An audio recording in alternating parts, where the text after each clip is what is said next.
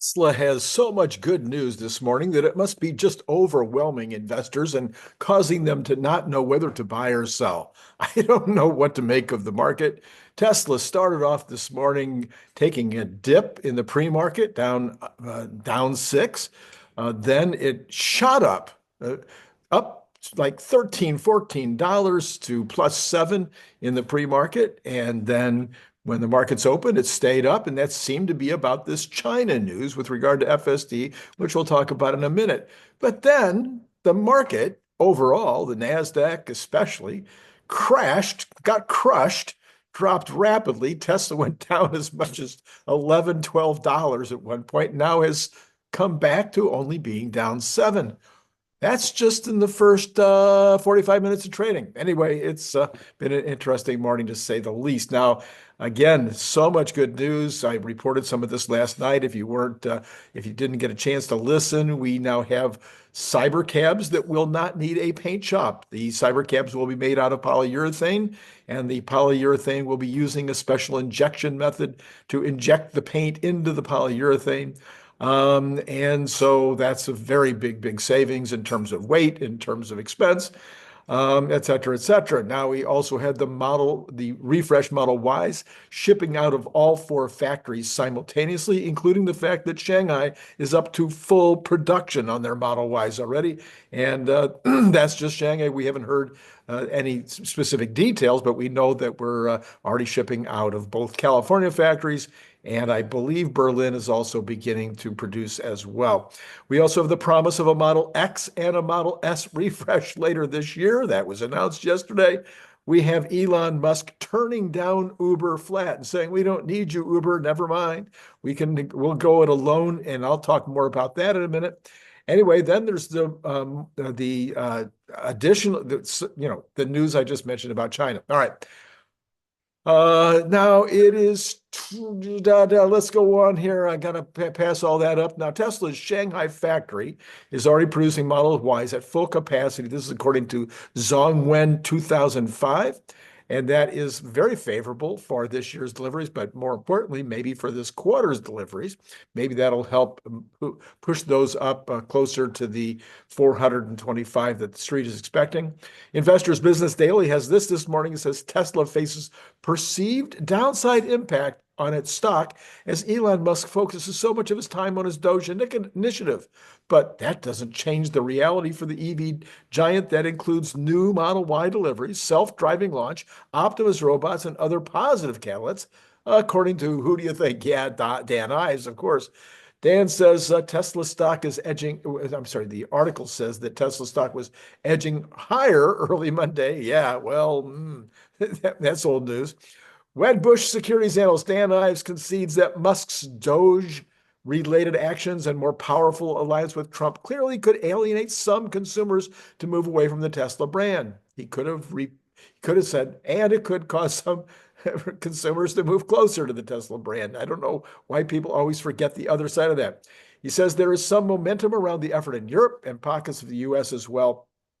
Since November, meaning the Europeans in particular seem unhappy about Elon's politics. But he views these as containable brand issues that don't change the future of Tesla. And he's right. And I agree with him. Ives points to the new Model Y deliveries starting in the next few days with new mass vehicle launch by mid-year. That would be the lower priced product and is a much needed growth catalyst. I've cited the Optimus humanoid robot as another future catalyst.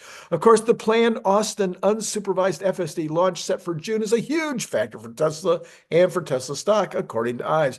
However, the FSD community tracker, an unofficial tracker of Tesla FSD performance that Musk has endorsed multiple times, shows FSD still operating far below what could be considered self-driving. Well, there's widespread speculation that Austin's unsupervised FSD launch will include a safety driver and be in a highly limited area. I don't know anything about the highly limited area, but I do think it will have a safety driver, or a remote driver, if you will. Still, the remote driver will only, of course, come in as necessary if there's a problem. Still, the holy grail for Tesla and Musk is around autonomous and FSD looking ahead, Ives concluded. Tesla plans to begin deploying FSD features in China in coming days, rolling out a software update to China EV owners in batches, according to Bloomberg. It's unclear if that means Tesla's FSD launch is imminent. What? The AV giant still needs Beijing's license, okay, to operate the driver, all the features. So this is, it looks like they're going to be releasing it in feature batches, and it may not be that the entire FSD suite will be available in China immediately. We'll see what happens over the next few days. Tesla would likely need to do extensive testing in China before opening up the features to all drivers. This is from Inc. 42 Media. Never heard of them until this morning, but this seems to be a good report. Amid speculation over Tesla's India entry, a report by CLSA said the electric vehicle maker's cheapest car, the Model 3, would cost around INR 35 lakh to INR 35 to 40 Indian currency. Okay. It's estimated this price range for Tesla's Model 3 by adding road tax, insurance, and other costs to the price of the company's cheapest car in the USA, which retails at about $35,000. That would make it about $45,000 in India. The brokerage firm anticipates this price range for the Tesla car in India, even though they're only going to have to pay 15 to 20% import duties. This was announced over the weekend, as opposed to 100%, which is where they were earlier. It's pertinent to note that the new EV manufacturing policy brought by the union government last year envisions a lower 15% as long as the cost of the car is under 35,000 CIF. Currently, cars above 40,000 are charged that 110% duty. However, to avail the lower rates under the new EV manufacturing policy, EV makers will have to set up a unit in the country with a minimum investment of a bunch of money. Everything in here is in the local money, so I can't translate. Okay, to penetrate the Indian market better, the brokerage said it is imperative for Tesla to establish its own manufacturing unit and scale up a lower cost product. We obviously all know that very well. Grok voice is out. I don't have it yet, but some people do have it. It is being rolled out. Robert Scoble, who has been on our channel a few times, said this morning that it is a lot of fun. He says that it has multiple voices. Among the voices would be the default voice, a storyteller voice, a romantic voice, an unhinged voice, which he liked a lot, a Zen master voice, a not a therapist voice, a Grok doc voice, a sexy voice, a professor, and then he says unhinged is brutal. So entertaining on our walk this morning. He and his son were out for a walk. He says, Todd, my son, it told his son that I'm an awful parent, among many other things. Well, Tesla has also entered the ride-hail. I mean, we know that Tesla is going to be entering the ride-hail business in Austin this June. They could, if they wanted to, listen up now, listen to me, because we have this ongoing argument all over X about whether Tesla is going to win this battle or not. Tesla could, in Austin, beginning this June, sell rides profitably for 50 cents a mile. If Tesla chose to do that, Uber and Waymo would go broke immediately. They'd be gone. No, I don't think Tesla's going to do that. I think they're going to sell it at market. I still think they're going to, these other guys are just going to not have any rides, because who's going to want to ride on a Waymo or an Uber or a Lyft if they can ride in that super cool Cybercab autonomously without a driver, without a tip? Anyway, why does anybody think this is not going to be a winner take all for Tesla? This is Randy Kirk. Please hit the like button and the subscribe button and all that jazz, and the notify normal programming today, which is outstanding programming. That would be Brian White about 7:45, Larry Goldberg at about 4-ish today, I think. About 4 will be Larry Goldberg. And we'll talk about all these issues that are taking place today. According to the information that I have, the top 10 earners, oh, I'm sorry, this is from, I think that, yeah, Wall Street Journal. The top 10, now this is, listen up, you're going to You're going to hear Larry and Randy's voice in this article. The top 10% of earners, those making about $250,000 a year or more, are splurging on everything from vacations to designer handbags, buoyed by big gains in stocks, real estate, and other assets. What have we said over and over and over again? Anybody making over even $100,000 a year did okay, and those that own assets did okay in this market. But they're saying the top 10%, it's even a bigger deal. Those consumers now account for almost 50%, 49.7% of all spending, a record in data going back to 1989, according to an analysis by Moody's Analytics. 3 decades ago, they only represented about 36%. All this means that economic growth is unusually reliant right now on rich Americans continuing to shell out. Well, part of that is that the rich Americans are richer than they used to be. So the upper middle class and the upper middle class and the upper class are all growing faster than the other groups. Mark Zandi, chief economist at Moody's Analytics, estimated that spending by the top 10% alone accounted for almost 1/3 of gross domestic product. Between September 2023 and September 2024, the high earners increased their spending by 12%. Spending by working class and middle class households, meanwhile, dropped over the same period. The finances of the well-to-do have never been better. Their spending never stronger, and the economy never more dependent upon this group, said Zandi, who oversaw the analysis. The analysis runs through the third quarter of 2024 because that's all the information they can get. Taken together, well-off people have increased their spending far beyond inflation, but the bottom 80% of earners spent 25% more than they did 4 years earlier, but that didn't barely outpace price increases of 21%. Over that period, I think the prices went up more than 21%. The top 10% spent 58% more. A stock market sell-off or decline in home values that rattles the confidence of that top 10 and causes them to cut back would have a significant effect on the economy. Consumer sentiment is starting to slide overall, including for the wealthiest third of consumers, thanks in part to the tariff threats. Which just drives me nuts. Oh my goodness.